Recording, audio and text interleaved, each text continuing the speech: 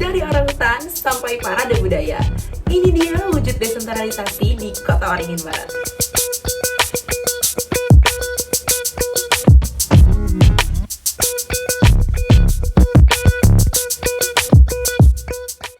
Assalamualaikum warahmatullahi wabarakatuh. Shalom, Om Swastiastu, Namo Buddhaya, Salam Kebajikan, Rahayu, Rahayu, Rahayu. Perkenalkan, saya Alaina Atua Awali Harahap dengan NIM 174231009 dari Ilmu Politik Angkatan 2023, mahasiswa Universitas Airlangga.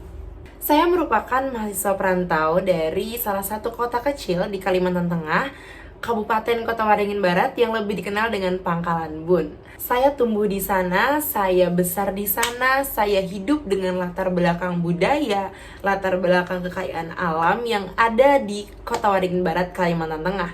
Dan kebetulan orang tua saya, baik ayah ataupun ibu, merupakan salah satu pekerja di bidang pariwisata lokal yang ada di Kota Waringin Barat.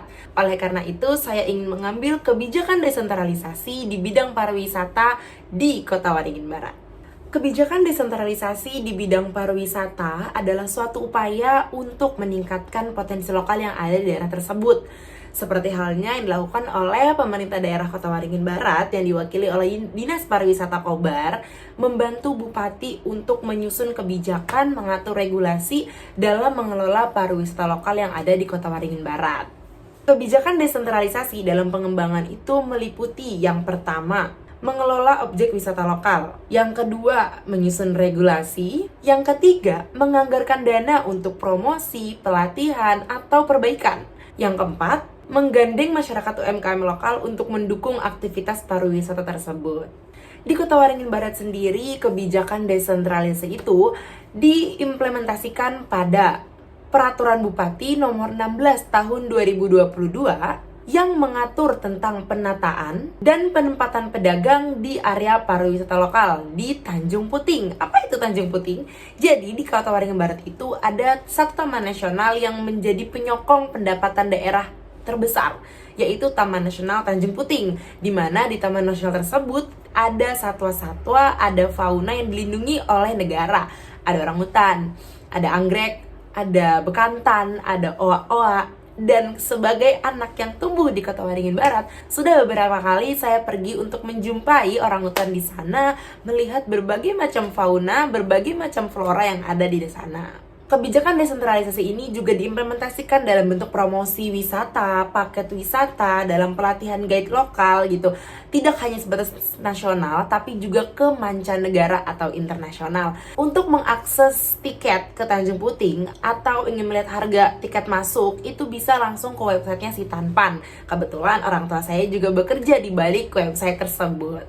Sehingga kebijakan desentralisasi yang diimplementasikan Pemda, pemerintah Kabupaten Kota Waringin Barat, dalam mengatur regulasi dan menjaga pariwisata Tanjung Puting ini sebagai salah satu bukti upaya untuk meningkatkan potensi lokal. Karena di Tanjung Puting juga nggak cuma ada orangutannya aja, tapi juga banyak UMKM lokal di dermaga. Sebelum kita naik ke Lotok, itu banyak banget orang-orang yang jualan di sana untuk mendukung aktivitas pariwisata yang ada di Kota Waringin Barat.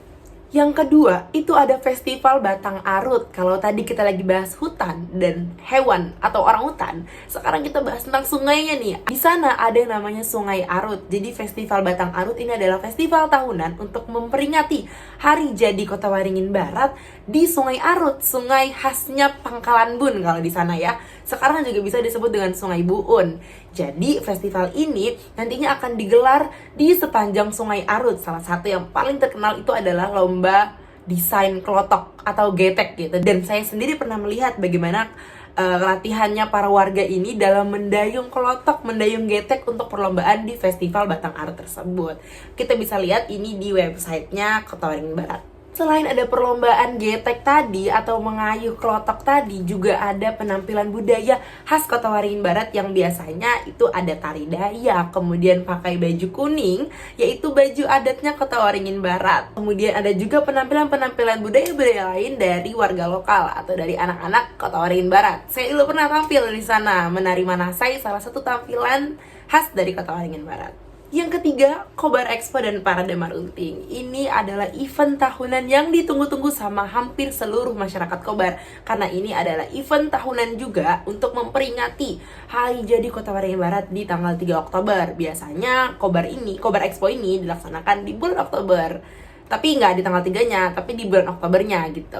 Nah, di Kobar Expo-nya ini itu biasanya menampilkan budaya. Dan dia ini bentuknya pameran, jadi pameran produk-produk lokal di daerah Kota Waringin Barat itu. Dan biasanya orang tua saya membuka stand Tanjung Puting di sana, dan saya kebagian untuk menjaga booth-nya. Seperti itu. Selain itu ada juga pertunjukan budaya. Ini biasanya teman-teman saya yang ada di Sanggar itu pasti menampilkan tari Dayak, tari Manasai, lagu Kampung Seko, dan budaya-budaya lainnya yang ada di sana.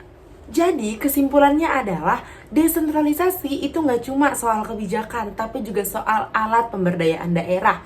Desentralisasi itu bukan hanya memindahkan wewenang dari pusat ke daerah, tetapi juga untuk mengembangkan potensi lokal yang ada.